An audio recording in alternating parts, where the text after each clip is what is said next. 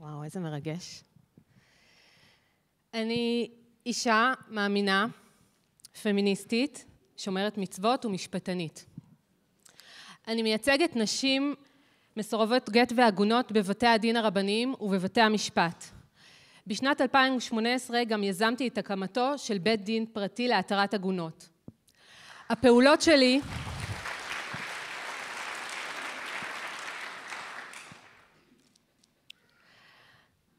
שלי והמאבקים תמיד ממוקמים מול זירה כפולה. המרחב הרבני והקהילתי מצד אחד, והמרחב המדינתי, משפטי וציבורי מצד שני. המרחב הקהילתי והרבני הוא הזירה המתבקשת, וזהו המקום הטבעי שבו התפתחה ההלכה במשך הדורות, ובמהלך כל ההיסטוריה של הפסיקה החל מימי חז"ל. במסגרת הקהילה עמדנו כנשים פמיניסטיות דתיות, וביקשנו ללמוד תורה ולקבל חלק בקודש, להתפלל, לקרוא בתורה. הקמנו קהילות ובתי כנסת משתפים. נאבקנו נגד פגיעות מיניות בקהילה, והכרנו בנשים מורות הלכה. היו אתגרים והיו כלפינו חשדות, ועדיין זכינו להישגים. הזירה השנייה שבה אנחנו מתמודדות, היא זירה זרה וחדשה, שלא הייתה קיימת מאז ימי חז"ל, ובעצם עד אמצע המאה ה-20. היא נוסדה בתש"ח, וזרעיה נשתלו עוד קודם. מאז תקומתה, מדינת ישראל קלעה וקבלה את ההלכה, את התורה, ואת הרוח היהודית בין כותלי הממסד הדתי, הרבנות הראשית ובית הדין הרבני, ועדות בירוקרטיות, פוליטיות, חילוניות, ממנות דיינים לבתי הדין הרבניים ולמועצת הרבנות הראשית, לרבני ערים, לרב הכותל. הציווי המסורתי, עשי לך רב, עשה לך רב, התרסק לנוכח זאת. ואין לנו לסמוך אלא על ההכרעות של רבנים שהוצנחו עלינו על ידי ועדה ששיקוליה אינם בהכרח שיקולים רוחניים, אלא שיקולים פוליטיים. נהוג לדבר על כפייה דתית כלפי חילונים. החופש הדת של אנשים מאמינים ושומרי מצוות נפגע לא פחות אם לא יותר. הבת שלי יכולה לקרוא בתורה בבת מצווה בבית הכנסת השכונתי, אבל לא בכותל המערבי. ולהבדיל, נשים יכולות להגיד קדיש על הוריהן במרחב בית הכנסת, אבל בבית העלמין ייתכן שנציג החברה קדישה ישתיק אותם.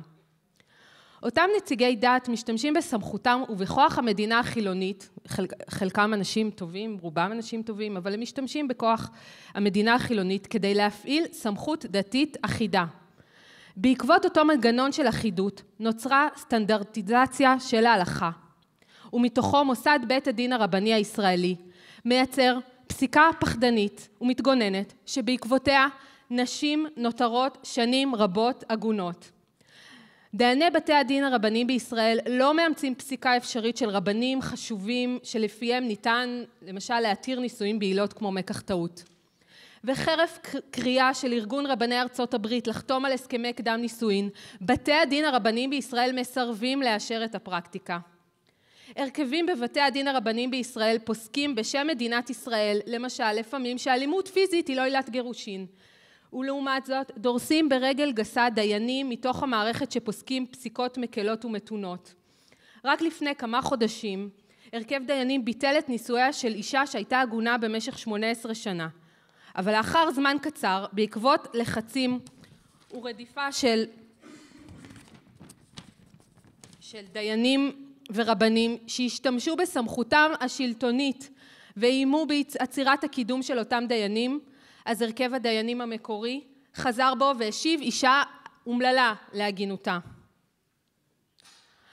התוכניות של הממשלה הנוכחית לפגיעה בעצמאותה של מערכת המשפט מצד אחד, ולהעצמת כוחם של בתי הדין הרבניים מצד שני, היא בשורה רעה עבור אזרחי ישראל, ובוודאי על אחת כמה וכמה שעבור נשים ובפרט נשים דתיות.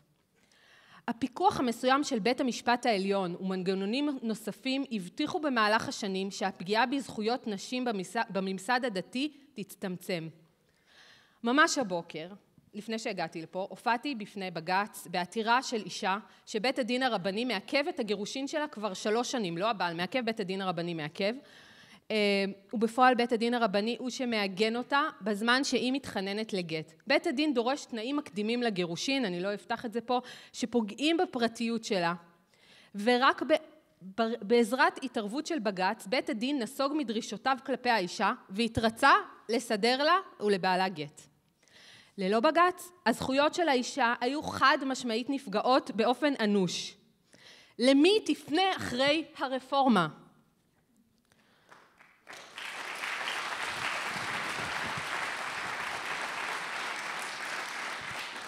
התוכנית הנוכחית מתעתדת להרחיב את סמכויות בתי הדין, ובנוסף לבטל את סמכות נציבות תלונות הציבור על שופטים, שתפקידם להתריע על התנהלות לא תקינה של דיינים. במקביל לחיזוק מערכת בתי הדין, המערכת המשפטית שהגנה שנים על נשים, לא תעמוד עוד לעזרתנו על פי התוכנית של לוין. למעשה, אנחנו נוותר עם הלכה שמתוחזקת על ידי כוח שלטוני, אך ללא ההגנה שמנגנונים דמוקרטיים אמורים לספק לנו.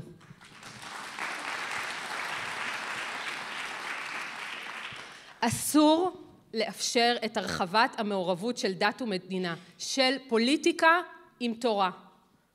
מול השטחתה של התורה, לתוך סד של בירוקרטיה וכוח שלטוני שזר להלכה, עומד המודל של תורה של ריבוי קולות, כזה שמתאפשר רק מתוך חירות, מתוך מחשבה חופשית, מתוך לימוד ומתוך דבקות במידותיו של הקדוש ברוך הוא.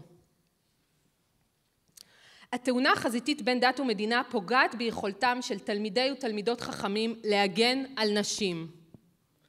כפי שכתב המהרש"א בפירושו על מסכת יבמות, השם עוז לעמו ייתן. הקדוש ברוך הוא נותן כוח ועוז לעמו, לתלמידי החכמים, להיות מקילים בדבר, כמו שכתוב, וכל נתיבותיה שלום, ואין כאן שלום אם תתאגן האישה.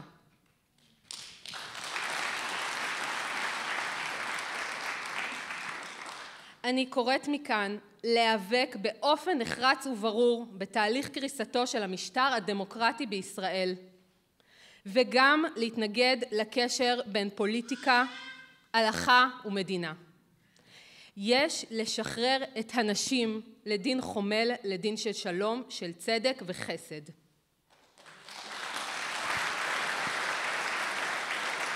אבל לא פחות מכך, יש לשחרר את התורה מעולה של המדינה.